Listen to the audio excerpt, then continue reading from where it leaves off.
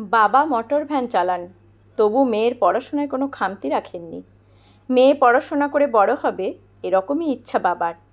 সেই লড়াইকে সম্মান জানিয়ে দাঁতে দাঁত চেপে পড়াশোনা করেছে কাঁকসার শিলামপুর উচ্চ বিদ্যালয়ের পড়ুয়া বিউটি মেটে। স্কুলের মধ্যে 614 পেয়ে এবারে সর্বোচ্চ নম্বর পেয়েছে সে। বিউটির বাবা বিজয় মেটে পানাগড়, ভরতপুর, শিলামপুর সহ একাধিক জায়গায় ভ্যান চালান। সকাল হলেই দুটো খেয়ে বেরিয়ে পড়েন তিনি। বাড়ি ফেরেন দুপুরে, কোনো দিন তাও হয় না, একেবারে সন্ধ্যায় বাড়ি আসেন।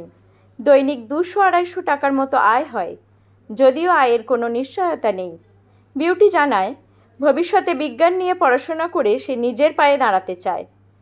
কাঁকসা গার্লস স্কুলে বিজ্ঞান বিভাগে ভর্তি হওয়ার পরিকল্পনা রয়েছে তার।